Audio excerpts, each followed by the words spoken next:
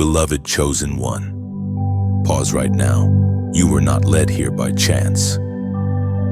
Heaven has halted the noise of the world just so your spirit could hear this moment.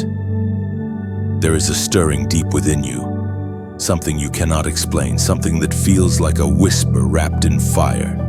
It's not anxiety, not confusion, not random thought. This is the sound of your divine calling awakening again. You have felt it before, haven't you? That gentle pull to move, to change, to step into something greater. But this time it will not let go. The Holy Spirit is reaching through your hesitation, whispering, listen. You have been marked since the beginning. While others scroll past divine moments, you stop. You sense that something sacred is being spoken in between the seconds. That's because your spirit recognizes what your mind is only beginning to grasp. Heaven is calling your name. You are not ordinary, not forgotten, not overlooked. You are the one chosen to carry light into places others fear to go. And now, the stirring inside of you is the sound of heaven knocking, urging you not to ignore what has been placed inside you. There were times you tried to quiet it, to tell yourself it was just imagination, that you were overthinking, but even in silence, it rises again. Every delay you've experienced, every door that refused to open was not punishment, it was positioning.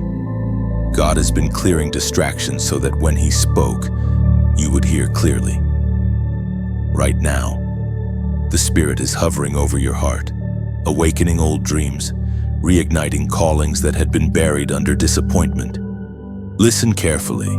This is not coincidence. This is divine intervention. The reason you can't rest is because heaven refuses to let you settle. The very feeling that unsettles you is holy. It's a signal from eternity that your assignment is shifting. Your life is being realigned to its original design. That inner nudge is heaven's alarm clock saying, it's time. Do not underestimate the moment you are in. What you are sensing is sacred. It is a summons from the throne. God is not asking for perfection. He is asking for attention. He wants your yes before He shows you the map. That stirring is your cue to respond, not to analyze. The more you delay, the heavier the feeling becomes, not because God is angry, but because heaven refuses to lose you to distraction. Every tear you've cried in silence, every unanswered question, every night you wondered why nothing feels right anymore, it's because your spirit knows you're being called higher. You've outgrown the old environment, the old rhythm, the old version of yourself. God has been preparing you quietly, pruning what no longer serves your destiny. This is why people walked away, why doors closed, why peace disappeared when you tried to stay where you no longer belong. The nudge is divine disruption. It arrives not to destroy, but to redirect. As Jesus Himself declared in the Gospel of John, chapter 10, verse 27, "My sheep listen to my voice. I know them, and they follow me." That stillness you feel is not emptiness, it's focus. It's heaven separating signal from noise. You're not losing your way, you're being guided back to it. Chosen one. There is a reason you're hearing this right now. God is calling you to awaken from spiritual sleep. The signs are everywhere: repeated numbers, prophetic dreams, strange alignments, conversations that confirm what you already sensed. These are not random. They are love letters from heaven reminding you that the time has come. Don't run from the stirring. Don't dismiss the whisper, and don't scroll past this moment. The divine nudge is an invitation, not an interruption. God is saying, if you only knew what I've prepared, you would move now. The heavens are open above you, and the next chapter of your life is waiting for your yes. If this word resonates in your spirit, act on it. Comment 737 below as a prophetic declaration that you will no longer ignore the holy nudge in your heart. Let it be your digital amen, your sign to heaven that you hear and obey, and second before you leave this moment, take one small step of obedience, like share and subscribe, not out of routine, but as a prophetic act to stay connected to the flow of divine messages that keep your spirit aligned. You are not watching by accident. You are being called by name. Your destiny has been waiting for your response. Don't ignore the whisper this time. Let heaven know that you are listening. The world around you begins to slow, almost as if heaven itself has placed a divine pause over your life. Things that once moved fast now feel strangely still. Opportunities you thought would unfold have halted. Conversations have quieted. Even your ambitions seem to have lost their urgency. It's not failure, it's divine interruption. God has placed his hand on the tempo of your life and whispered, "Wait, chosen one, this pause is not punishment, it is preparation." When heaven presses pause, it is not because you are forgotten, but because you are about to be formed. God does not rush what he intends to last. He is recalibrating your steps so that when you move again, you will move with divine precision. You are in a sacred in-between, the space between what was and what will be. And though it may feel like nothing is happening, everything is being realigned behind the veil. There is a kind of silence that feels heavy, almost holy. It makes you restless, yet if you listen deeply, it is filled with purpose. Heaven's pause is never empty, it carries weight, meaning, and mystery. You may not see it now, but this stillness is your spiritual classroom. Every delay is teaching your spirit how to discern, how to trust, how to recognize the difference between movement and momentum. You see, God often slows the pace of his chosen ones before great acceleration. It is the pattern of preparation. Joseph sat in prison before the palace. David waited in the wilderness before the throne. Even Jesus spent 30 hidden years before 3 public ones. Every destiny that carries eternal weight must first endure divine waiting. The world might mislabel it as stagnation, but heaven calls it sanctification. In this pause, heaven is removing the noise that once distracted you. The opinions that used to shake your confidence no longer echo as loudly. You are being weaned from the applause of people so that you can be guided solely by the approval of God. You are learning to recognize his whisper without needing a sign. That is maturity, the mark of the truly chosen. So when you feel that sudden quietness, don't fight it, rest in it. This stillness is heaven's way of rebuilding your spiritual muscles. Your soul is being trained to wait without complaining, to trust without seeing, to obey without explanation. The pause is where spiritual roots grow deep. It's where faith stretches, where identity is forged. God hides you not to hinder you, but to heal you. You have been asking why doors seem closed, why people have drifted, why opportunities seem frozen in time. But what if this is mercy? What if God is protecting you from premature exposure? A tree that bears fruit too early breaks under its own weight. So God slows the process to strengthen the trunk. That's what this pause is doing. It's building your capacity to carry what's coming next. You may not realize it, but heaven is still working while you wait. Behind the silence, angels are arranging details, aligning people, and positioning divine resources. The pause is not inactivity, it's synchronization. Everything is being set for divine timing, and when the moment comes, no delay will remain. The world will tell you to keep moving, to never stop, to grind endlessly. But the kingdom operates differently. The Spirit says, "Be still," because only in stillness can you hear the direction of heaven clearly. God's whispers are too gentle for noisy souls. This sacred quiet is your invitation to lean in, to breathe again, to remember that He is God and you are held. As the prophet wrote in the scroll of Habakkuk, Chapter 2, verse 3. For the vision is yet for an appointed time, though it tarries. Wait for it, because it will surely come. It will not delay. Those words are more than ancient prophecy.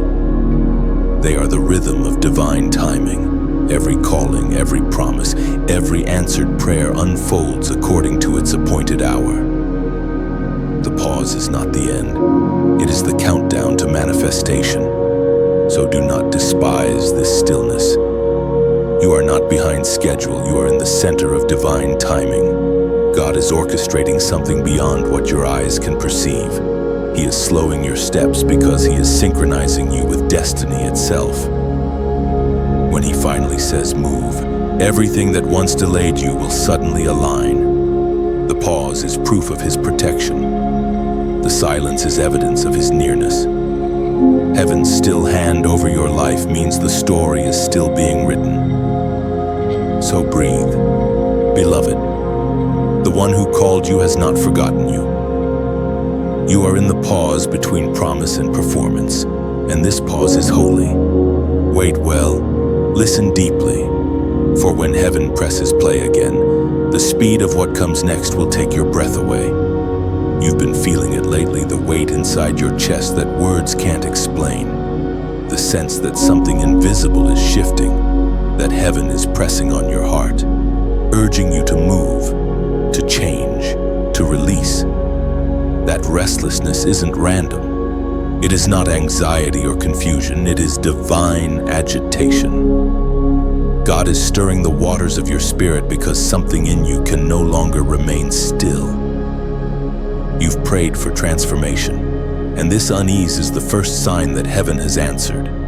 Chosen one, the shaking you feel is not destruction, it's construction. The foundation beneath your life is being reinforced for what is coming next. You've asked God to elevate you, to open doors, to bring you into new realms of purpose. But He cannot build on unstable ground. So He disturbs your comfort to expose what must be rebuilt. That pressure, that tension, that sense of something's off, that is the Spirit saying, there's more in you. Every chosen one experiences this moment. Before divine promotion comes divine disruption. Your spirit starts to outgrow your surroundings, and the familiar becomes too small. You begin to sense that where you are is no longer where you belong. That is not rebellion, it is revelation. The Holy Spirit is pushing you from routine into revelation, from safety into destiny. This restlessness is not the enemy attacking you. It is heaven reprogramming you. God will often let discomfort rise when your calling is being upgraded. What once satisfied you will now feel insufficient. You'll wake up and realize you can't do average anymore. You can't keep living halfway, praying halfway, believing halfway. The nudge is heaven demanding your full surrender. You might think, but I've already obeyed. Yet obedience is not a one-time event, it's a daily posture. Every new level requires a fresh yes. The stirring you feel is God inviting you to surrender again, deeper this time. Every chosen one must pass through these moments where the soul wrestles with the Spirit, where your plans clash with His timing. It is the holy restlessness that proves He still has more to reveal. You are being refined like gold in the fire. And yes, fire burns, but it also purifies. Don't run from the heat. What feels like loss is actually liberation. The restlessness is the breaking of your old self so your true nature can emerge. You are not falling apart, you are unfolding. God is unlayering everything that doesn't match your next season. The apostle reminds us in his letter to the Philippians, chapter 2, verse 13. For it is God who works in you to will and to act in order to fulfill His good purpose. Do you see it, beloved? That internal pull, that constant spiritual tension. It's not your imagination. It is evidence that God Himself is working within you. shaping your desires, aligning your choices, and steering your path toward His divine purpose. When heaven begins to move inside you, everything external will start to feel unsettled. Friendships may fade, habits may break, doors may close. Don't panic. He's making room. The pruning is not punishment, it's preparation. God removes what distracts so that destiny can breathe. Every time you feel that holy discomfort, whisper, "I trust you, Lord." Because the nudge that frustrates you now is the same one that will free you later. Chosen one. There is purpose in this wait. The unease is your compass. It points to where obedience must go next. Stop asking for peace while resisting your calling. Peace only flows in the direction of obedience. The more you delay, the heavier it feels. That's why your spirit can't rest until you move. Heaven will not let you settle for less when you were created for more. Right now, as you read these words, something in your spirit confirms them. It's that subtle heartbeat within you saying, "Yes, this is me." That recognition is sacred. It's the Spirit acknowledging Himself in you. You're not reading mere words, you're being reminded of your divine rhythm. Take a deep breath. This isn't the end of your peace, it's the beginning of your power. You're not being punished, you're being prepared. The holy restlessness you feel is the sound of heaven rearranging your life for a greater glory. If you feel this truth resonating in your heart, type "I surrender now." Just those 3 words. It's not for the algorithm, it's a prophetic act. It's your declaration that you choose trust over fear, obedience over hesitation. When you write it, something in the spirit realm shifts. Heaven hears and records your response. You acknowledge that even in the unknown, you will obey. Beloved, this restlessness won't leave until you move in faith. Don't resist it. Don't silence it. It's the sound of destiny calling. Let it shake you, guide you, and transform you. For soon, what feels like pressure will become purpose, and what feels like weight will become wings. There comes a moment when the noise around you fades, and what remains is silence so alive it almost breathes. It is in that silence, chosen one, that heaven speaks the loudest. You've been searching for answers in movement, in voices, in signs, but now God calls you to a deeper place, where sound is replaced by stillness, and revelation whispers instead of shouts. This is not the silence of absence. It is the silence of divine presence. You might think God has gone quiet, but He has not withdrawn. He has simply changed the frequency. His voice is not always thunder. Sometimes it is the soft hum beneath your heartbeat, the quiet conviction that moves without words. This is the sacred silence that trains your spirit to discern. It requires you to lean in, to listen not with your ears but with your soul. You see, the language of heaven is not always verbal.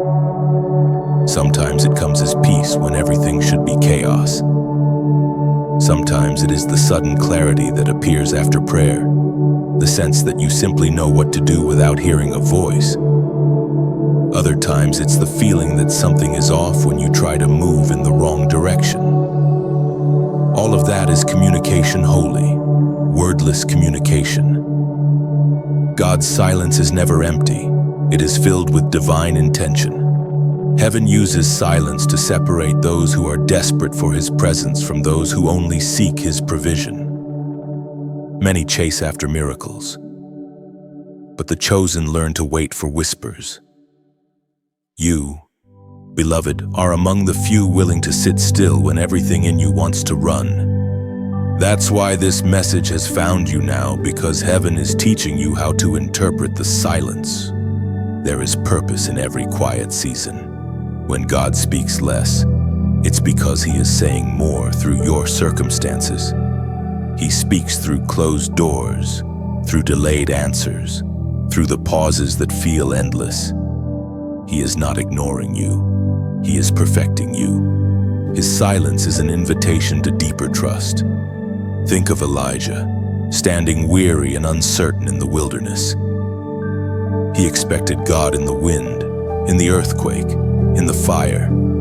But the divine voice did not thunder, it came as a gentle whisper. In that quiet moment, Elijah encountered God not through spectacle, but through sensitivity, as was spoken in the sacred texts of old, in the first book of Kings, chapter 19, verse 12. After the earthquake came a fire, but the Lord was not in the fire. And after the fire came a gentle whisper. This single line contains a mystery that every chosen soul must learn. God does not compete with the noise of the world. He waits until you are still enough to recognize Him. So when life grows quiet and heaven feels distant, do not panic. It is in this silence that He draws you closer.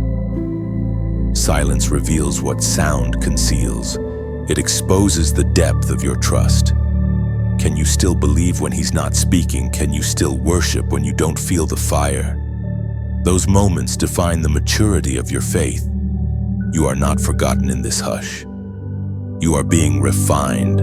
Heaven is tuning your hearing to distinguish His whisper from the noise of fear and doubt. It's in this holy quiet that you begin to hear your own heart beating in rhythm with His will. The silence you fear is actually the womb of revelation.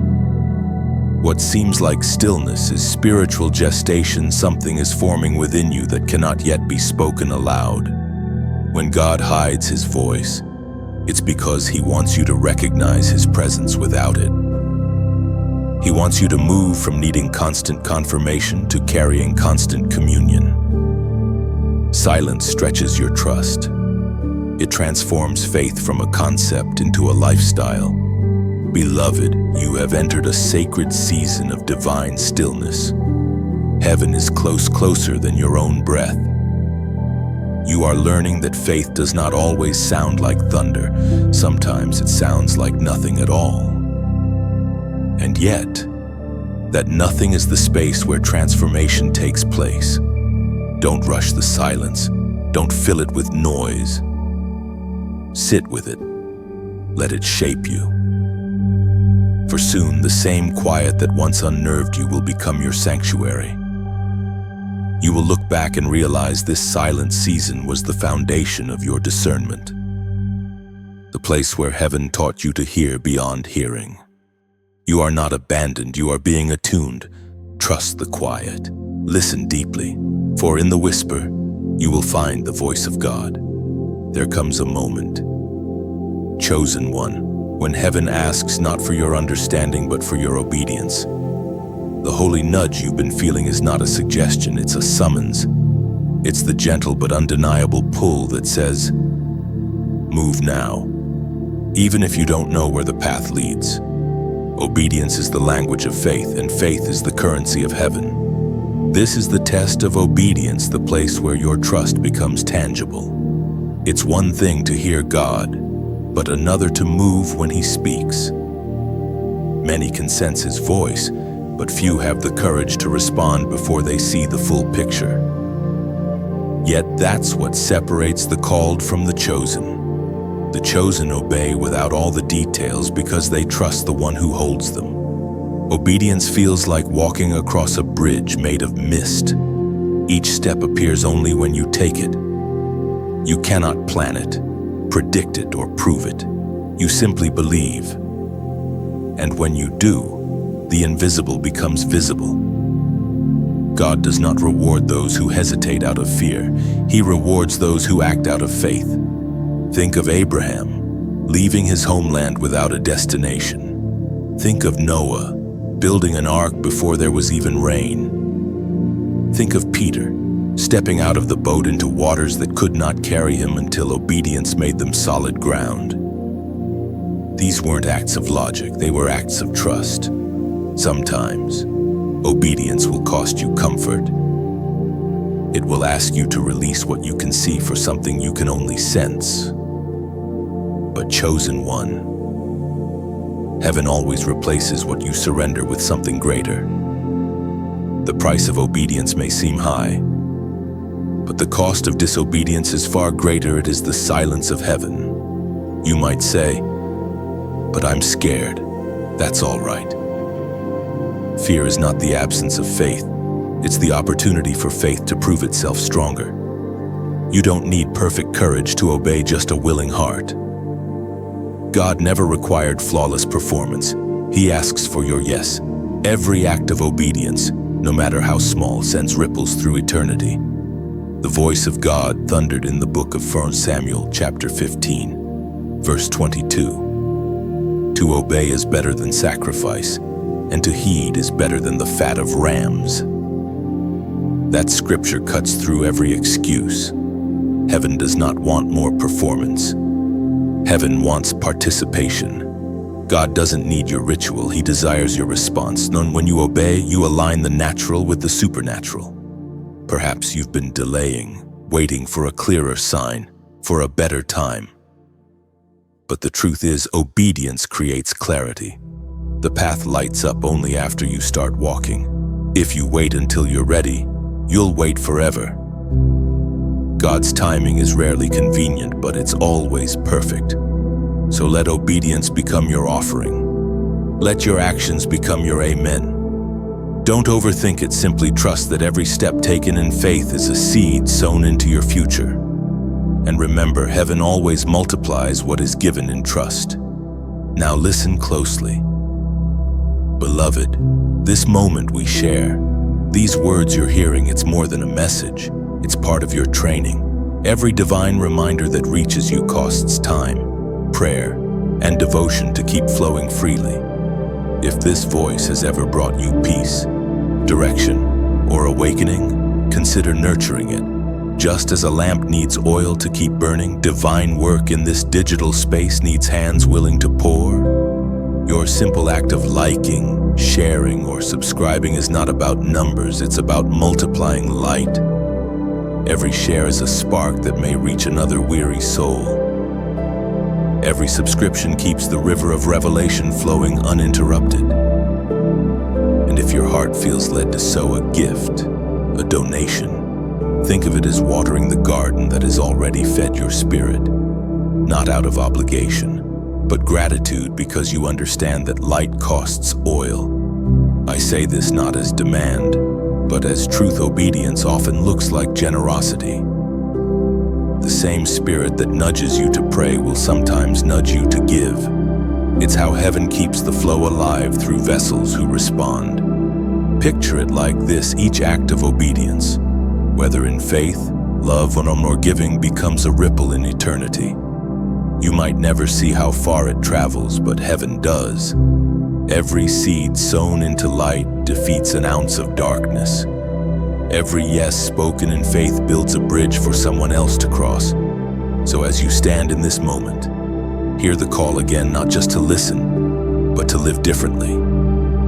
Obedience is not a one-time act, it's a rhythm, a lifestyle. It's waking up each day saying, "Yes, Lord, even if I don't understand, I will trust you anyway." Your obedience today may unlock someone else's breakthrough tomorrow. That's how heaven works, through courageous hearts like yours. You don't have to be perfect. You only have to be willing. Let your life become a living yes to God. Every step, every gift, every share, every whisper of faith, it all echoes through eternity. The bridge may look invisible now, but walk anyway. The path will appear beneath your feet, and heaven will meet you halfway. The signs have been everywhere lately, haven't they? Chosen one, repeated numbers on clocks, phrases that echo through random conversations, songs that seem to speak directly to your soul. These are not coincidences. They are divine confirmation. Heaven has been speaking in patterns, and your spirit has been catching fragments of eternity without fully understanding why. It's time to realize you're not imagining it. Heaven is trying to get your attention. God knows how to speak your language. He knows which symbols, which words, which moments will pierce through your distractions. And so He sends reminders, soft but undeniable messages woven into the ordinary fabric of your day. The text you stumbled upon, the dream that felt too vivid to ignore, the word that repeated itself 3 times in a week, all of it forms a divine thread pulling you toward purpose. You might call them signs. Heaven calls them confirmations, and because what you've been sensing in your heart, heaven has been confirming in your environment. You are not going crazy. You are waking up. Your spiritual hearing is becoming sharper, your sight clearer. That's why patterns that once meant nothing now seem charged with divine energy. The Spirit spoke through the prophet Jeremiah, chapter 33, verse 3. Call to me, and I will answer you and tell you great and unsearchable things you do not know. Do you see the call always comes first? Heaven responds when you reach out. Those signs and symbols are not random, they are replies from a God who heard your unspoken prayers. Maybe you've been asking for confirmation about something specific, your next move, a relationship, a job, a spiritual assignment. And suddenly, the same word appears again and again. A conversation echoes your prayer. You glance at the clock, and there it is, the same number sequence that's been following you. It's not superstition, it's synchronization. Heaven is aligning your awareness with divine timing. God knows you need assurance, not because you doubt Him, but because He created you to recognize patterns as His fingerprint. The repetition isn't to entertain you, it's to anchor you. When heaven repeats, it's because it wants you to remember. But here's the truth. Confirmation always comes before commission. Signs are heaven's way of preparing your spirit for obedience.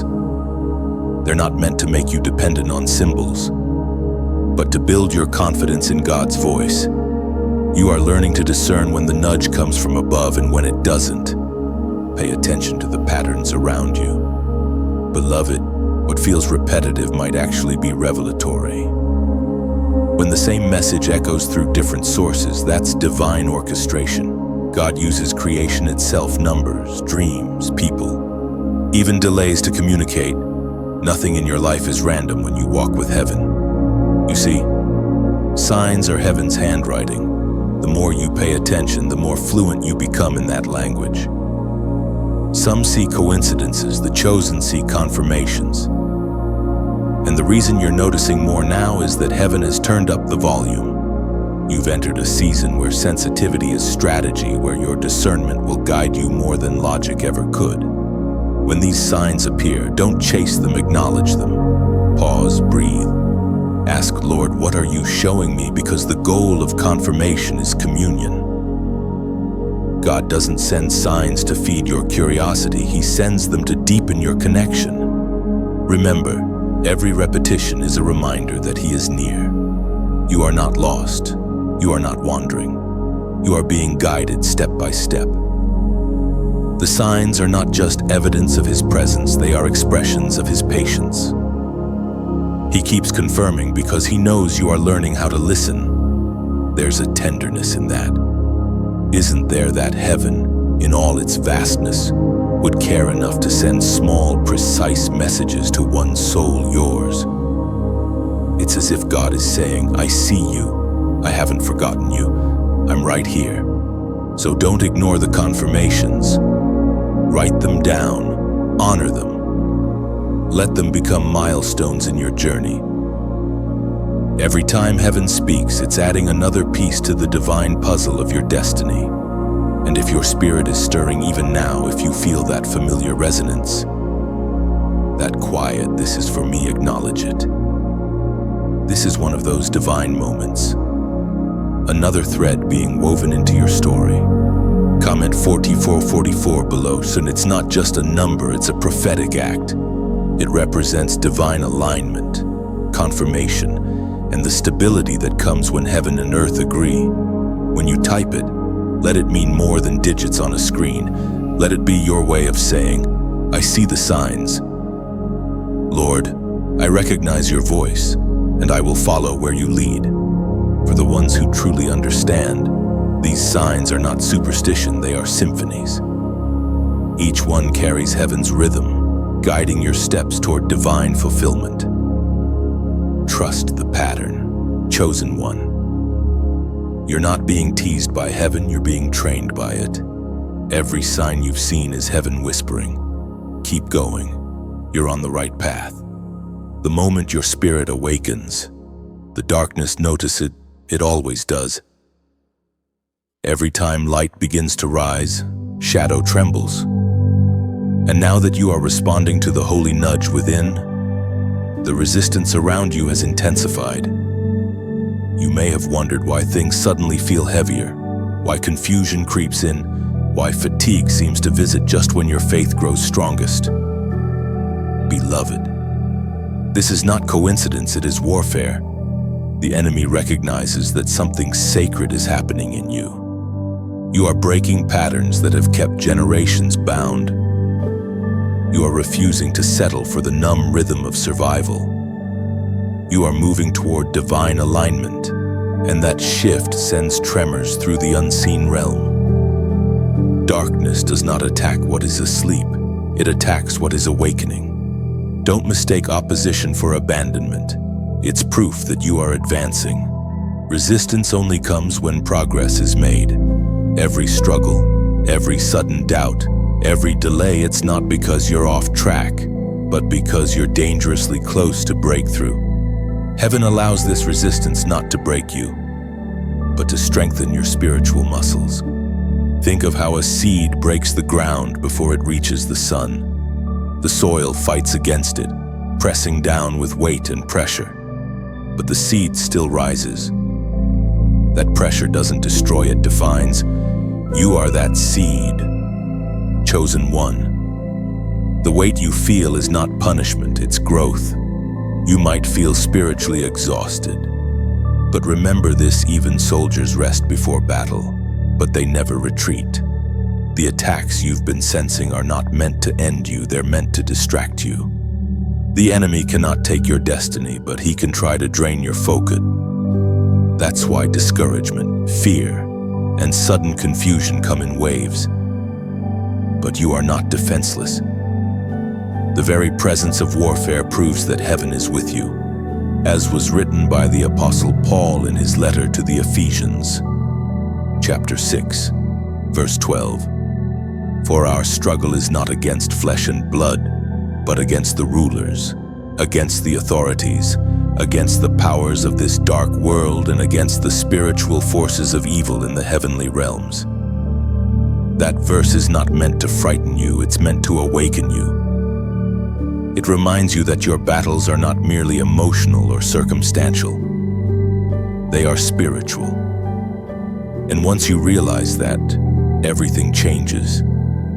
You stop fighting people and you start fighting strategically. The warfare often comes disguised. Sometimes it's conflict with those closest to you. Other times it's the sudden wave of insecurity or the temptation to give up on what God told you. The enemy doesn't always roar, sometimes he whispers. He knows he cannot stop your destiny. So he tries to convince you to surrender it yourself. But the fact that you're still here, still reading, still standing, proves he's already failed. When darkness senses your light increasing, it throws illusions to make you doubt what you know. It tells you that nothing's changing, that your prayers are unheard, that you're wasting your energy. But the truth is, every act of obedience weakens darkness. Every time you choose faith over fear, heaven expands its territory through you. This is why you must guard your peace like a fortress. Do not let chaos rent space in your mind. The enemy's first strategy is to make you forget who you are. When you lose identity, you lose authority. But you are not just anyone, you are a carrier of divine fire, a reflection of heaven's endurance. You are built to outlast storms because the one who calms storms lives within you. So when resistance comes, do not ask, "Why me?" Instead, declare, "Of course me." Of course the enemy notices someone who refuses to bow, Of course, darkness pushes back when you choose light. You are not cursed, you are chosen. And the greater the warfare, the greater the purpose it surrounds. The season you're in may feel like wrestling in the dark, but every chosen soul must pass through this refining. It's how heaven trains warriors. You're not losing ground, you're gaining spiritual strength. The conflict proves capacity. The battle reveals calling. Hold fast, chosen one. What you carry is worth the fight. Every storm is temporary, but the strength it builds is eternal. When the dust settles, you will not only stand, you will shine brighter. Because every war you've endured becomes a testimony that light always wins. You stand now at a sacred threshold, the place where one chapter ends and another begins. It is the line between what is comfortable and what is called. You feel it deep inside, the pull to move forward, yet the fear of leaving behind what has been familiar. This is the tension every chosen one must face. Heaven does not ask if you are ready. Heaven simply opens the door and waits for your step. You can sense the shift in the air. The people around you are changing. The dreams that once fit you now feel too small. The routines that once sustained you now feel hollow. It's as if God Himself is rearranging everything, urging you towards something greater. You can't quite explain it, but your soul knows it's time. The threshold of decision is holy ground. It is where obedience and hesitation wrestle for dominance. You look behind and see safety. You look ahead and see the unknown. But the unknown is where miracles live. The comfort zone never produced transformation. Every promise you've prayed for waits on the other side of your obedience. This moment is not about geography or circumstance, it's about surrender. The door before you is spiritual, and it opens only to faith. The lock is not made of iron, but of fear, and the key is trust. If you wait for the fear to vanish before you move, you'll never move at all. Courage isn't the absence of fear, it's the decision to walk forward despite it. You've reached the intersection where heaven watches closely. Angels observe in silence, waiting to record your next step. God will never force you to cross the threshold. He will simply invite you. And right now, that invitation is echoing in your spirit. You might say, what if I'm wrong, but what if you're right? What if this leap is the very act that unlocks your destiny? God does not send holy nudges into hearts. He doesn't intend to guide. That stirring within you is not confusion, it's confirmation. The enemy will whisper 1,000 reasons to stay. He will point to your weaknesses, your past mistakes, your limitations. But remember this, the enemy always exaggerates the risk of obedience and minimizes the cost of disobedience. He knows that once you move, his grip weakens. That's why hesitation feels heavier now than ever. It's spiritual resistance trying to anchor you in old soil. Heaven speaks clearly through the words in Deuteronomy chapter 30, verse 19. This day I have set before you life and death, blessings and curses. Now choose life, so that you and your children may live. There it is, the choice that defines destinies. God will not choose for you. He lays before you two paths and waits for your decision. The holy nudge in your heart is his gentle whisper toward life. Choosing life isn't always dramatic. Sometimes it's as simple as finally letting go of what drains your spirit. It's deleting the number that pulls you backward. It's walking away from the habit that dulls your fire. It's saying yes to what aligns with your peace and no to what only feeds your fear. Every small act of courage becomes a step across the threshold. Do not underestimate this moment. Destiny rarely arrives with trumpets, it comes quietly, disguised as a decision. Heaven measures not the size of your leap, but the sincerity of your trust. Even a trembling step counts as obedience. When you cross that invisible line, something shifts. Peace begins to replace hesitation. The wind of purpose starts to fill your lungs.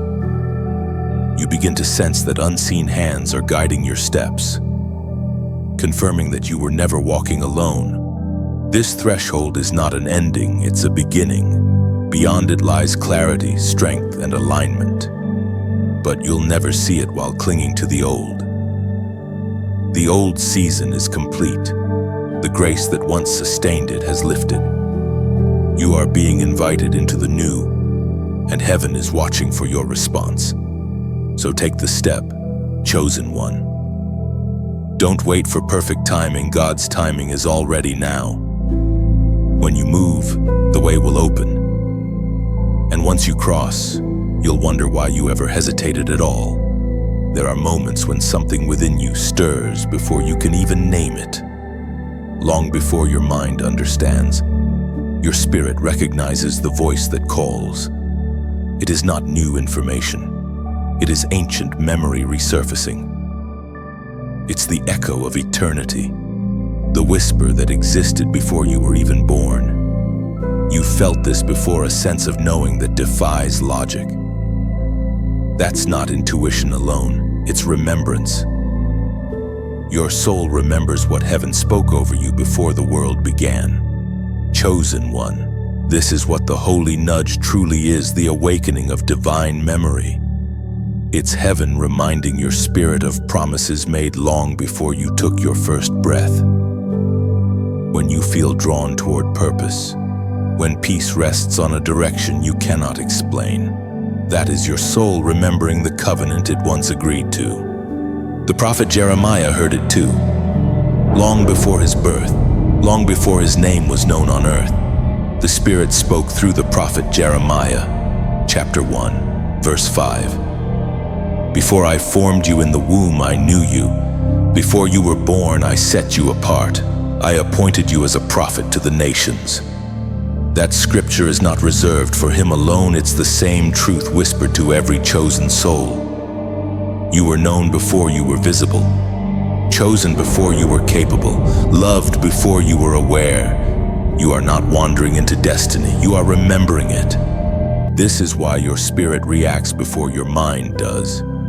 You feel drawn to certain places, people, and paths without knowing why. It's not coincidence, it's alignment. Your destiny has frequencies, and your soul recognizes them. That's why you can hear a message like this and feel your chest tighten, your heart race, your spirit rise. You're not being informed, you're being reminded. It's like hearing a song from childhood. After many years, the lyrics flood back without effort. You didn't learn them again, you remembered. That's what happens when heaven speaks. You recall who you were always meant to be. This is also why confusion often surrounds divine calling. The enemy cannot create, but he can cloud. His goal is not to erase your destiny, but to make you forget it. Every disappointment, every delay, every false label thrown at you, it's all designed to make you question what heaven already confirmed. But your spirit knows the truth. Even when you try to ignore it, the memory refuses to die. You may have walked through years of silence, but even in the quiet, your purpose has been humming beneath the surface. That's why you can't blend in, why ordinary never fits, why mediocrity makes you restless. You're not meant to fit in because your blueprint was written for elevation. Chosen one. The world might not see it yet, but heaven does. Every hardship you faced, every loss that broke you, every lonely night, it wasn't random pain. It was divine preservation. Heaven was setting you apart, stripping away distractions until only your true identity remained. And now, as this awakening grows stronger, you will begin to recognize that your spirit has always known the way. Deep inside, you already carry the answers to the questions your mind keeps asking. You just need to quiet the noise long enough to hear your own soul echo back heaven's truth. Sometimes God doesn't reveal something new. He reminds you of something old. The guidance you're seeking may not come as instruction, but as recognition. When you feel peace about something that defies logic, that's your confirmation. You're not being reckless, you're remembering obedience. It's time to stop doubting the knowing. That tug you feel isn't a suggestion, it's a call to action. Heaven doesn't awaken what it doesn't intend to use, and you, beloved, are about to step into alignment with what your soul has known all along. If you feel that deep resonance as you read these words, if something within you says, "This is me," then don't ignore it, acknowledge it. This is heaven speaking through memory. Comment, "I remember now." Write it below not as a social response, but as a prophetic declaration. Because when you declare it, you are agreeing with heaven's original design. You are telling your soul, "Wake up, it's time." The act of writing it anchors remembrance into reality. Let this be your moment of reconnection, the moment you stop running from who you were always meant to be. What feels like discovery is actually recovery. You are reclaiming the identity that was never lost, only forgotten. Heaven isn't introducing you to your purpose, it's reuniting you with it. Listen closely. Chosen one, your spirit already knows. Trust that knowing. Follow that peace. For what you're remembering now isn't the beginning of your story, it's the continuation of what heaven started long ago. There is a moment in every chosen one's life when surrender becomes the doorway to acceleration. You've fought, reasoned, analyzed, and wrestled with heaven's will, and still the nudge in your spirit grows stronger. It won't let you go because it isn't asking for more effort, it's asking for surrender. God is not trying to wear you down, He's trying to lift you up. But the only way up is down, down in humility, down in trust, down in total release. Chosen one, surrender is not weakness, it is the highest form of strength. It's what happens when faith finally exhales. You stop striving to make everything work and instead whisper, "God." You lead, and in that instant, the shift begins. The divine current that once felt blocked suddenly flows again. Surrender removes resistance, and resistance is what slows destiny. The moment you yield, heaven accelerates. You have been standing at the edge of breakthrough for a long time, sensing that something enormous is on the other side. The delay was never denial, it was divine waiting. God was waiting for you to stop holding the steering wheel. Because when you surrender control, He takes command and divine speed takes over. It was written in the letter of James, chapter 4, verse 7. Submit yourselves, then to God.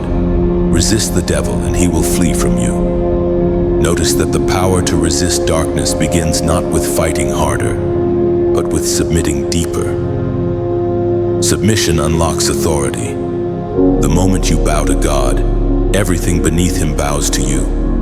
Surrender feels like falling, but in reality, it is flying. It's like a leaf released into the wind. It doesn't know the direction, but it knows the wind will carry it. That's what divine surrender looks like. You are not losing control. You are gaining alignment. The wind of heaven knows where you're going better than your plans ever could. Many people cling to control because they fear chaos, yet control itself becomes the cage. When you surrender, that cage opens. The air feels different. You breathe again. The pace of your life changes because heaven begins to orchestrate what you once tried to force. You'll start to see divine coincidences, doors that open effortlessly, people who appear at the perfect time, opportunities that unfold without strain. That's not luck. It's divine momentum. Think of a sailboat. It doesn't move by rowing against the sea. It lifts its sails and lets the wind do the work. The same principle applies to you. God is the wind. Your obedience is the sail. Once lifted, acceleration is inevitable. But surrender isn't just spiritual, it's practical. It means releasing resentment you've carried, forgiving people who never apologized, trusting that God saw what they did and will handle it better than you could. It means opening your hands to let go of what's fading so that He can fill them with what's coming. This is where the speed of heaven begins. The moment you stop clinging, the divine current catches you. You may not see it instantly, but things begin to move in the unseen. People who were once distant start reaching out. Dreams that seemed dead begin breathing again. Finances, health, creativity all begin to align under surrendered hands. And as this word reaches you now, if it has stirred your heart, consider how every divine message like this is kept alive. Like a lighthouse standing against the storm, it takes light, care, and resources to keep its flame burning. Your simple acts liking, sharing, subscribing, or even sowing a donation are not transactions. They are oil for the flame. Think of it as tending the fire that warms countless souls. Every act of support becomes another log on that sacred fire, ensuring that voices of light continue to reach those still wandering in the dark. What you share today might be the word that rescues someone tomorrow. You are not giving to a system, you're giving to a flow. Every time you help sustain this divine stream, you become part of its miracle. You help lift the sails so the wind of God can keep moving freely across this digital sea. Your seed, no matter how small, becomes a ripple that touches eternity.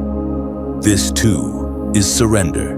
It's saying, God, I trust you to multiply what I release. Because in the kingdom, nothing surrendered is lost, it is always transformed. So, beloved, open your heart. Release the need to control the outcome. Let the divine wind carry you. You will see that once you stop fighting the current, acceleration begins. The flow of obedience will take you farther than striving ever could. And as you yield to it, heaven's rhythm becomes your own. Surrender fully, deeply, beautifully, and watch how fast grace moves when resistance is gone. When you finally obey, clarity begins to flow like a river breaking through long frozen ground. The fog that once clouded your mind begins to lift, and what once felt like confusion becomes direction. You begin to realize that heaven never withheld revelation. It simply waited for your obedience. Because revelation is not given to satisfy curiosity. It is given to sustain movement. Once you move, the map unfolds. You see, revelation does not precede faith, it follows it. God reveals the next step not to those who demand proof, but to those who have already chosen to trust. The act of obedience activates divine vision. Suddenly, what was blurry begins to take shape. The voices of doubt grow faint. The noise of fear loses power.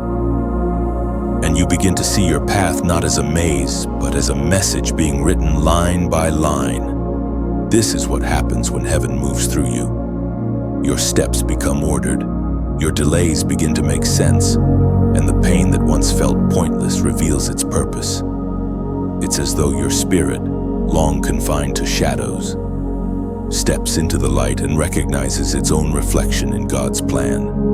Revelation in motion is a miracle few ever experience because many wait for understanding before moving. But understanding is not the foundation of obedience, faith is. Once you move, heaven releases insight that could never have been received in stillness.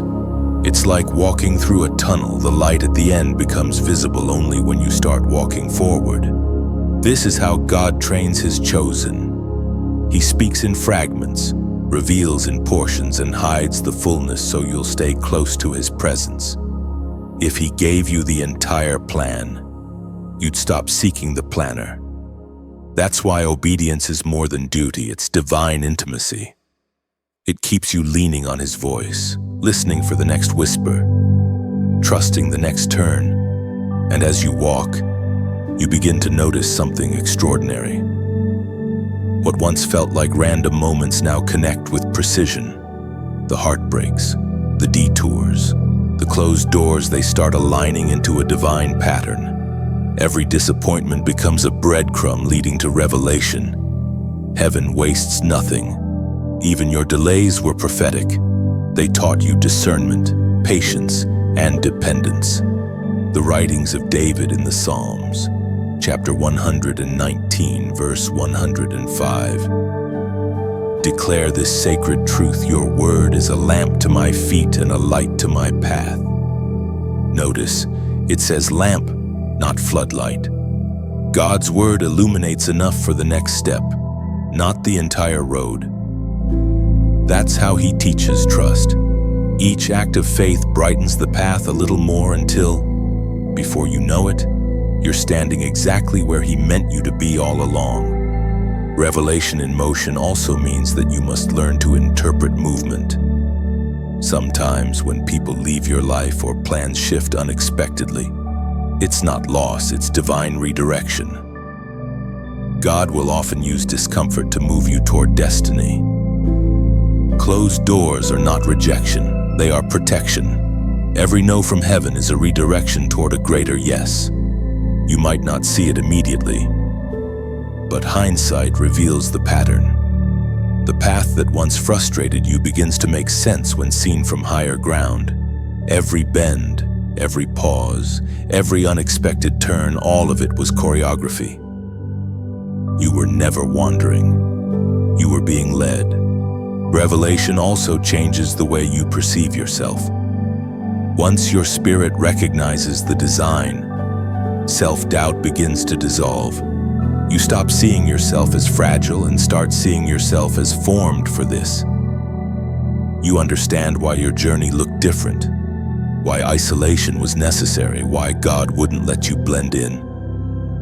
You were being shaped for clarity. It's humbling, isn't it, to realize that all along, what you mistook for delay was divine timing. What you thought was silence was instruction, and what you saw as detour was actually destiny in disguise. Heaven was never withholding light, it was teaching you how to walk by faith. Now, your spirit moves with awareness. You no longer chase signs because you've learned to recognize rhythm. The flow of divine guidance feels natural, not forced. You begin to trust even when you can't trace. That's revelation in motion, not lightning flashes of insight, but steady light that grows as you keep walking. Chosen one. This is where the journey deepens. You are no longer a seeker of signs, you are a carrier of understanding. The light is no longer outside of you, it burns within you. Every step you take now illuminates someone else's path. You have become both student and guide. Keep walking. The path is clearer than it's ever been, even if you can't see the end. For those who walk in obedience, revelation never stops, it simply evolves. Each new step will unveil another layer of divine truth until your journey itself becomes a testimony that God's direction was perfect all along. Something has shifted in the unseen realm. You can feel it, chosen one. The air around your life has changed. There's a new gravity, a new weight, a new sense of assignment pressing on your spirit. This is what happens when obedience reaches maturity. Heaven begins to mark you. You no longer simply believe in God's promises. Now you become one of them. Your obedience has distinguished you. Heaven has taken notice. The very act of saying yes to what others rejected has drawn divine attention. You are not merely walking in purpose, you are being branded by it. Heaven identifies those who choose surrender over comfort, faith over fear, and purpose over popularity. You are being sealed as one of the marked ones, chosen for divine distinction in a time when many choose distraction. When you carry heaven's mark, everything changes. The spiritual atmosphere begins to recognize your presence. Environments shift when you enter. People feel something different around you but cannot explain it. It's not charisma, it's consecration. You have been set apart by obedience, and your life now carries the fragrance of divine purpose. But with that mark comes both beauty and battle. The mark attracts light, but it also exposes you to resistance. Some will misunderstand you, others will distance themselves, not because you've changed for the worse, but because your transformation confronts their comfort. Don't take it personally, it's spiritual. The anointing on your life convicts what refuses to change. The Apostle Peter wrote of this truth in his first letter, chapter 2, verse 9. But you are a chosen generation, a royal priesthood, a holy nation, God's special possession, that you may declare the praises of Him who called you out of darkness into His wonderful light. Those words are your identity written in eternal ink. You are not hidden anymore. You are called out. You've been handpicked to reflect heaven's light in the midst of a dim world. The mark of the chosen is not visible to the human eye, it is recognized in the Spirit. Demons see it and tremble. Angels see it and surround you. Heaven sees it and rejoices. It is the invisible signature of divine ownership stamped upon your destiny, and no force of darkness can counterfeit it. This is why the warfare is felt so personal. The enemy attacks what he fears. He's not intimidated by your past. He's terrified of your potential. The mark you carry identifies you as one who disrupts darkness simply by existing.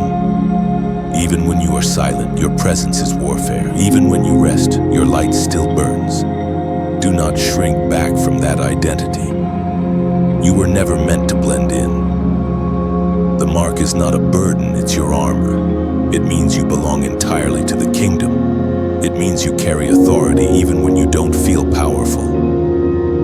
Heaven has invested too much in you to let you return to smallness. You've noticed how certain places no longer feel comfortable, how old conversations now drain your spirit.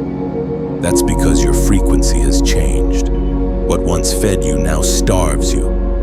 The mark has shifted your appetite. You crave depth instead of distraction, purpose instead of popularity, truth instead of noise. That's not isolation, it's transformation. Heaven is tailoring your environment to match your new identity. And soon, people will begin to notice that something about you carries weight. They won't know what to call it, but you will. It's the mark. It's the proof that you have been chosen, refined, and assigned. The same light that protects you will draw others toward you. Not everyone will understand it, but those who are meant to find you will recognize it instantly. You don't need to announce what you carry. The mark speaks louder than words. It reveals itself through peace in storms, wisdom in chaos, and love in places filled with hate. That's how heaven manifests through you. So, chosen one, if you feel this truth vibrating in your spirit, if you sense that you have indeed been marked for something greater, acknowledge it in faith. Comment 555 on 5 below. Let that number become your declaration. It symbolizes divine grace and transformation, heaven's fingerprint over your life. When you write it, you're saying, I accept the mark. I embrace my calling. I will walk as one set apart. Don't be afraid of the weight you carry. The mark is not heavy, it's holy. And with it comes favor, protection, and purpose. You have been identified, commissioned, and sealed. Heaven recognizes you, and soon the world will too. This is not the end of your becoming, it's the beginning of your unveiling. You are stepping into visibility, not for attention, but for assignment. Carry the mark with humility, with reverence, with courage. For the light upon you is not just for you, it's for every soul who will find hope because you obeyed. There is a sound that only fire makes, the quiet roar of transformation. It is the sound of surrender meeting purpose, of human weakness colliding with divine strength. That sound has begun within you, chosen one. What once felt like a soft stirring has now become a steady burn in your chest. This is not ordinary passion, it is sacred ignition. You have become the altar where heaven's flame rests. This fire is holy. It is not given for show nor meant for comfort. It is given for cleansing, for awakening, for power. The fire of God does not destroy His chosen, it purifies them. It separates imitation from authenticity, noise from truth, and fear from faith. You are being refined, and that refinement is not gentle, but it is good. You've likely felt it in recent days, the internal heat that exposes everything hidden. Thoughts rise to the surface, emotions boil over, and truth becomes unavoidable. It's uncomfortable because fire never asks for permission to burn. But do not run from it. The holy flame is not your enemy. It is your making. It is preparing you for the weight of what's next. When God sets a person apart, He first sets them ablaze. Look through the stories of old Moses met God in a burning bush that did not consume. Elijah called fire down from heaven to prove the reality of God. Isaiah's lips were touched by fire before he was sent to speak. Fire has always marked the beginning of divine commission. Now it marks you, as was recorded in the ancient writings of the prophet Malachi, chapter 3, verse 3. He will sit as a refiner and purifier of silver.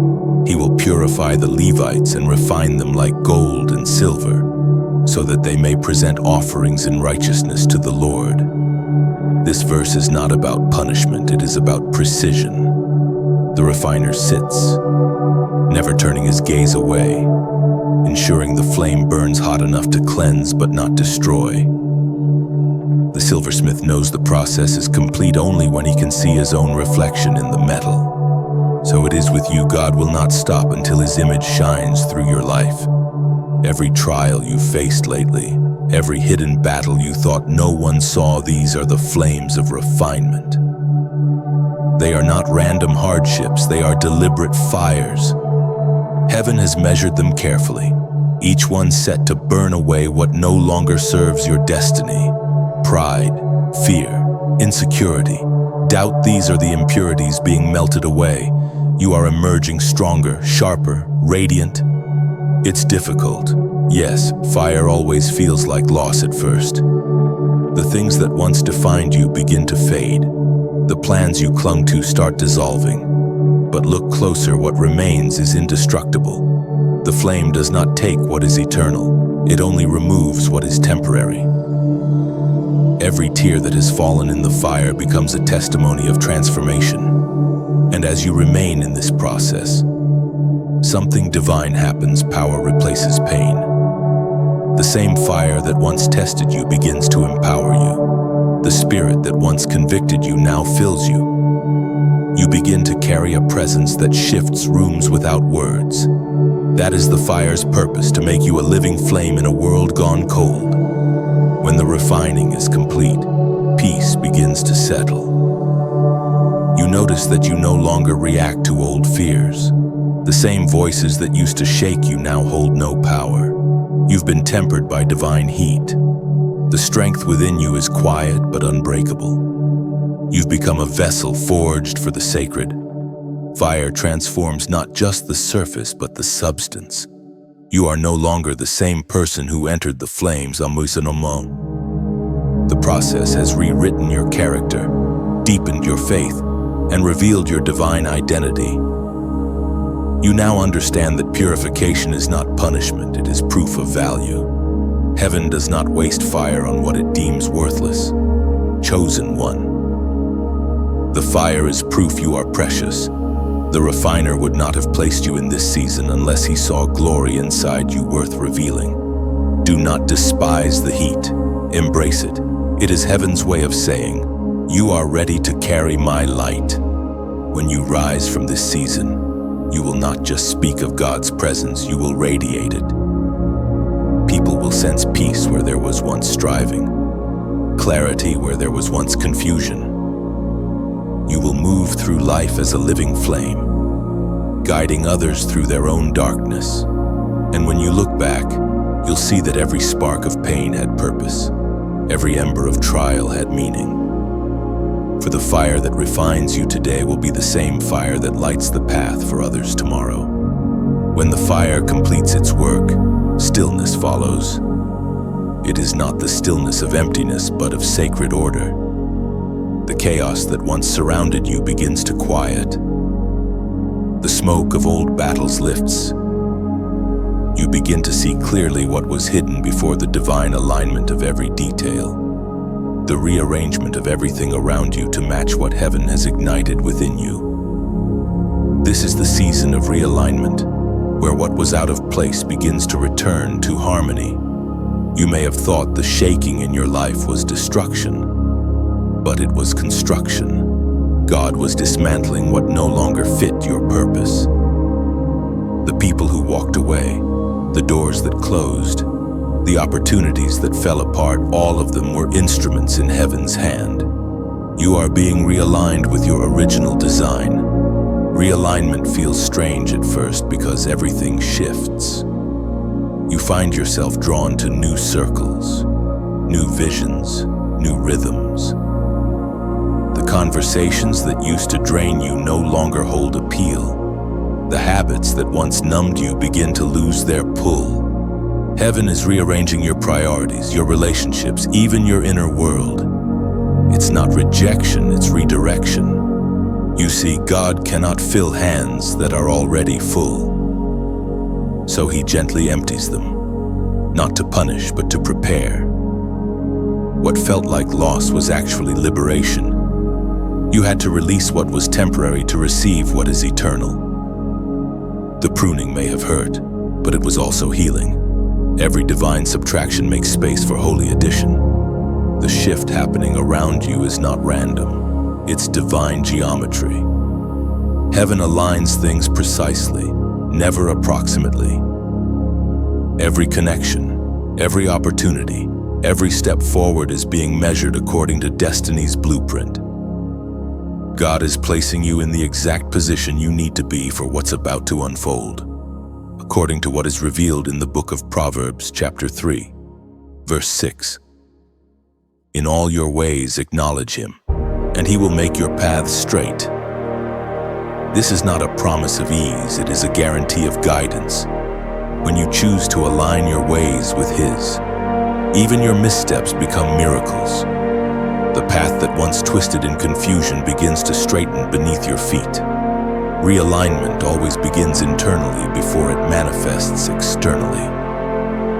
God adjusts your perspective first, teaching you to see with clarity instead of emotion.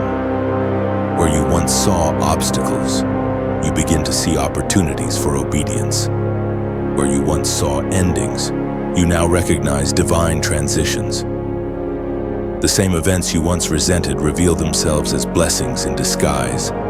Heaven's alignment is gentle but unyielding. It will continue to shift everything until your inner world reflects his order. Old wounds start to close because they no longer fit your renewed identity. Conversations once heavy with bitterness become light with forgiveness.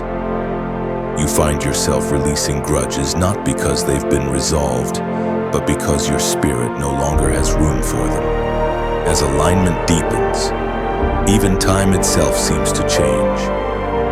Moments stretch longer where peace resides and shorten where distraction lingers. You begin to notice divine timing more clearly, the right word at the right hour, the right person arriving when you almost gave up. These aren't coincidences, they're confirmations that heaven's coordinates have locked into place. Realignment also changes your direction of focus. You stop looking backward for closure and start looking upward for guidance. The past no longer has authority. The future no longer intimidates. You exist in the sacred now, the meeting place of obedience and presence. Do not be surprised if this new season feels quieter. After great shaking, heaven establishes peace. The silence you feel is not absence. It is alignment settling into rhythm. The air feels lighter because the unnecessary weight has been lifted. The path feels smoother because heaven has cleared the debris.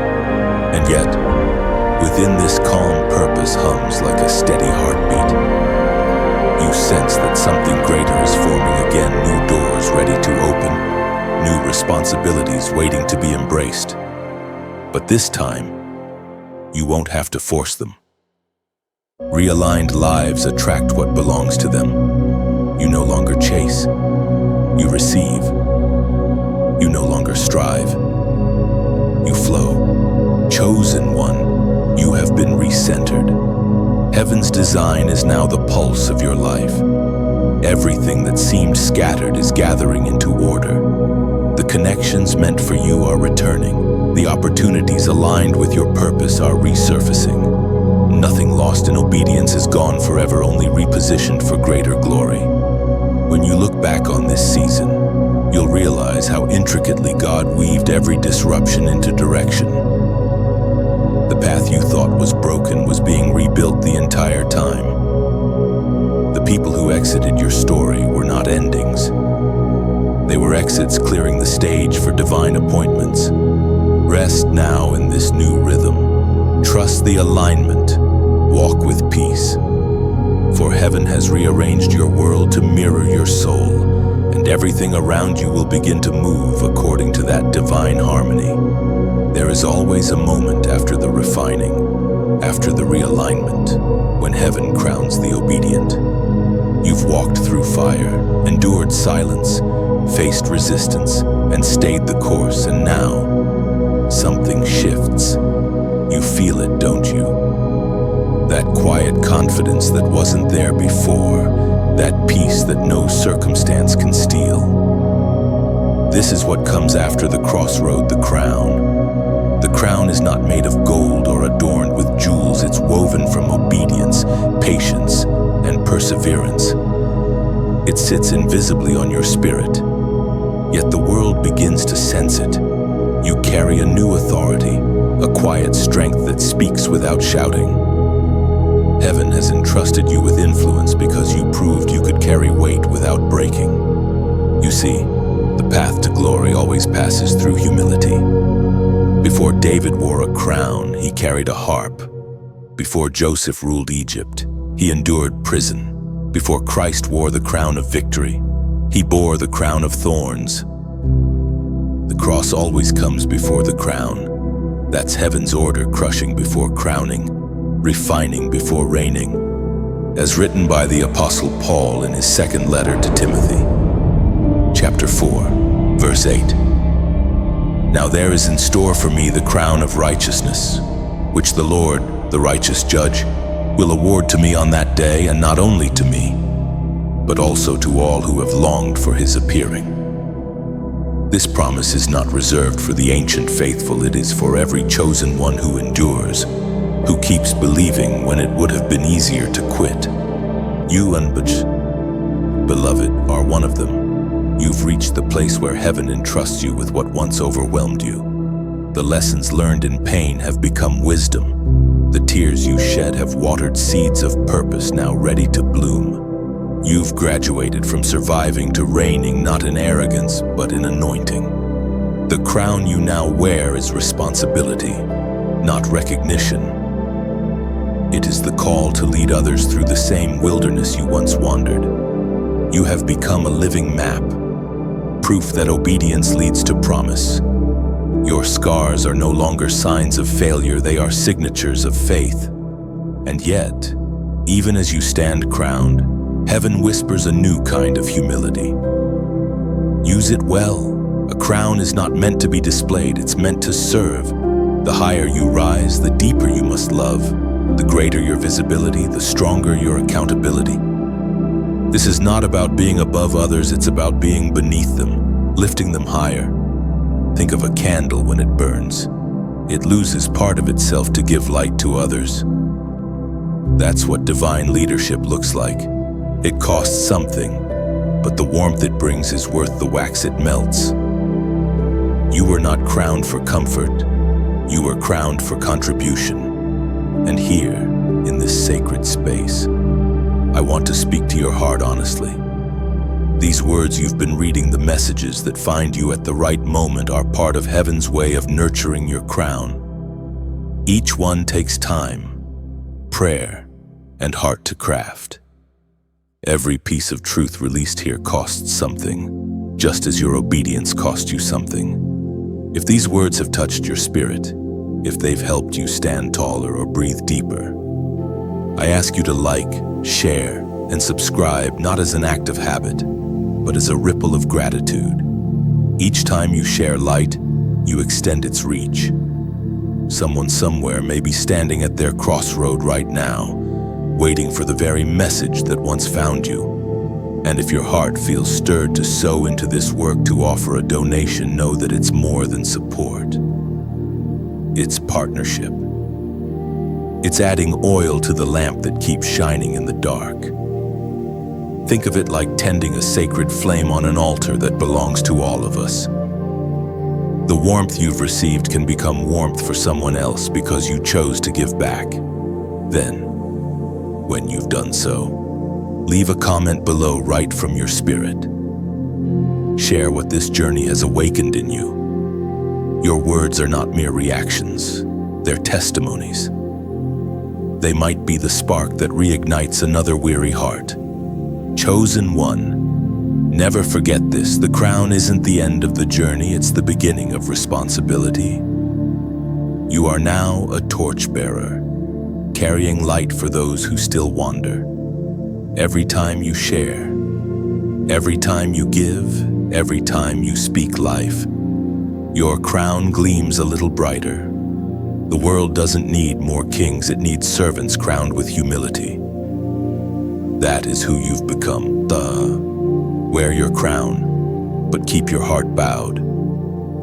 Let love rule through your actions, grace flow through your words, and truth shine through your presence. You have been refined for this moment. You have been entrusted with light. Now, let that light lead others home. When heaven crowns a life, it also commissions it. The two are never separate.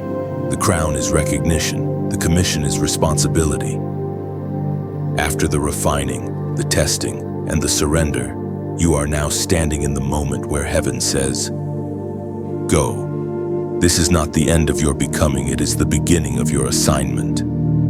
The holy nudge that once whispered has now become a command, clear and steady.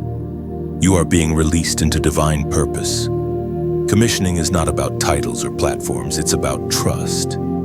It is heaven entrusting you with a piece of its plan on earth. You've been prepared quietly, hidden under the weight of waiting, purified by fire, and shaped by obedience. Every delay was preparation, every hardship was training. Now the training becomes mission. You are being sent not as who you were, but as who you've become. The old insecurities that once controlled you have lost their voice. The fear that once froze you now fuels your courage. The hesitation that once hindered you has been replaced by conviction. You have been rewired for purpose. Heaven doesn't just send people, it transforms them into messages. You are now that message, as was spoken by the Savior himself in the Gospel of Matthew, chapter 28, verses 19 through 20. Therefore go and make disciples of all nations, baptizing them in the name of the Father and of the Son and of the Holy Spirit, and teaching them to obey everything I have commanded you. And surely I am with you always, to the very end of the age. This is not merely instruction, it is inheritance. The moment you say yes to God's call, you carry His presence with you. You do not go alone, you go accompanied by the weight of heaven. Commissioning means being sent as an ambassador of light into places that have forgotten what light looks like. It means becoming the living answer to the prayers of others. Some of those you will encounter will never enter a church or open a sacred book, but they will meet you, and through you they will glimpse God's heart. Your life itself becomes the sermon heaven writes to reach them. This calling may not always feel glamorous. Sometimes it will mean standing alone when others compromise. It will mean speaking truth even when silence would be easier. It may mean carrying burdens no one else sees because heaven trusts you to intercede. But it will also mean joy beyond description, the joy of seeing lives transformed, the peace of walking in divine rhythm, the satisfaction of fulfilling your reason for existing. The Spirit has not called you to perfection, only to participation. Heaven does not expect flawlessness, it expects faithfulness. Every step of obedience releases ripples through eternity. When you show kindness, when you speak life, when you stand firm in love, you are fulfilling your commission. You may be wondering, where will this path lead me? The truth is, your commission will not always come with clear coordinates. Sometimes the path will unfold one conversation, one assignment, one divine appointment at a time. But every step will matter. Every small act of obedience will become a thread woven into a tapestry of eternal significance. You have been prepared to carry what others could not. There's a reason you survived what broke others.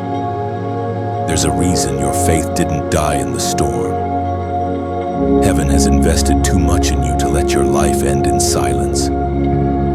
You were born to be a voice steady, compassionate, powerful. And while others may not see the depth of your transformation, the spirit realm does. Angels recognize the one who carries heaven's seal. Darkness, too, knows who you are and trembles. The light within you is not symbolic, it is active. When you walk into rooms, the atmosphere changes. You don't have to announce it. Light simply cannot be hidden. This commission will stretch you. It will take you beyond comfort into calling. You'll discover that the kingdom does not move on convenience, but on conviction. Yet you will also find a grace that sustains you every step of the way. You won't burn out, you'll burn bright. For this fire within you is not fueled by your effort, it's sustained by heaven itself. Chosen one, this is your sending. You are stepping out not just as a believer, but as a representative of divine truth. You've been refined, realigned, and crowned so that you could now be commissioned. Everything you've endured was the prelude to this very moment. So walk with confidence, move with reverence, speak with love. You are not just entering your destiny, you are embodying it. And as you go forth, remember your obedience has already opened the way.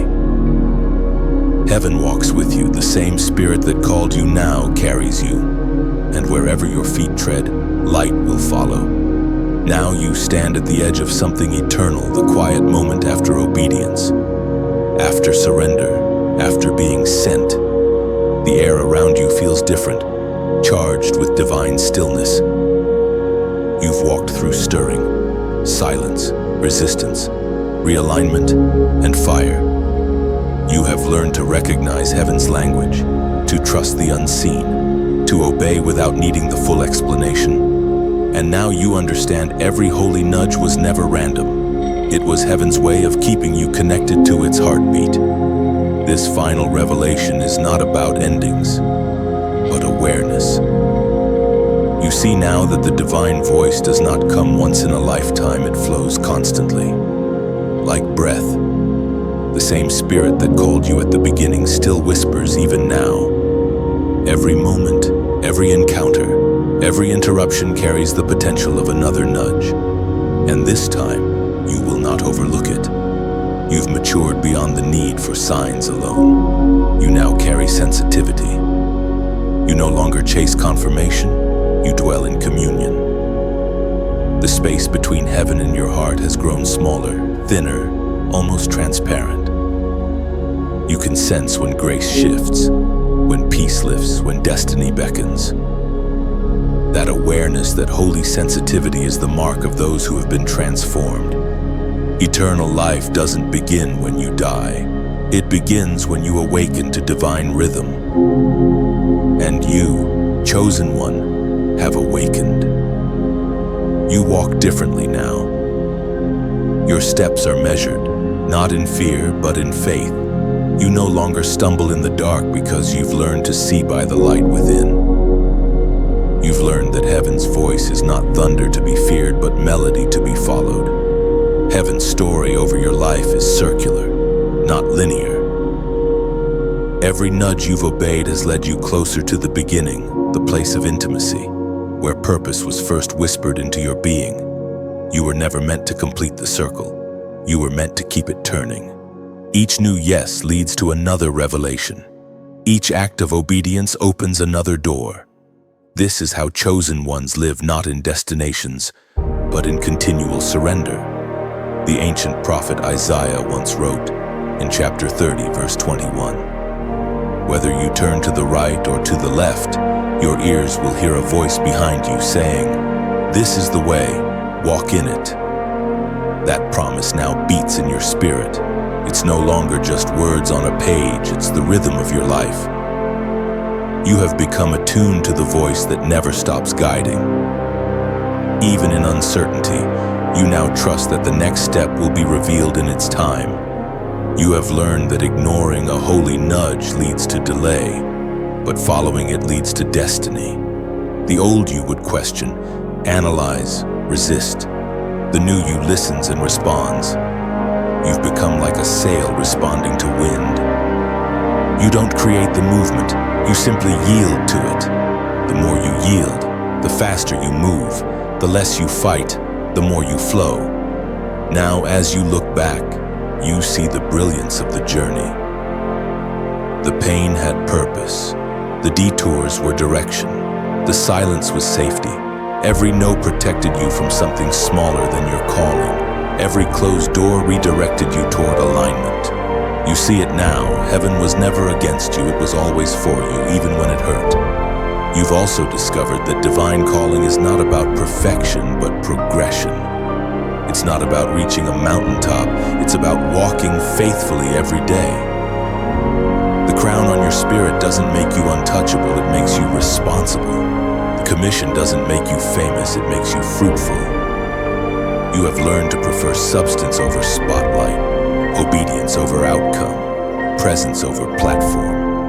There will still be moments of uncertainty ahead, but now you know how to respond. When the next nudge comes, and it will, you'll recognize it instantly. The still, small whisper will find you again, and this time, you won't question whether it's real. You'll know, you'll move, and heaven will move with you. The story continues beyond this point, not on a page, but in your steps. The same spirit that has guided you through awakening will keep guiding you through expansion. The same divine pulse that stirred you at the beginning will continue to beat in the background of your days, and you will carry that awareness wherever you go. Because the truth is, once you've heard heaven's whisper, you can never go back to silence. Once you've felt the holy nudge, you can never live numb again. Once you've seen how the unseen moves, you can never doubt again. You have become part of the movement of light, an extension of God's breath in human form. So live with awareness, beloved. Let every sunrise remind you that heaven still speaks. Let every moment of peace remind you that you are still guided. Let every challenge remind you that purpose still burns within you. The story isn't finished, it's eternal. And as long as you keep listening, heaven will keep speaking. Never ignore the next nudge.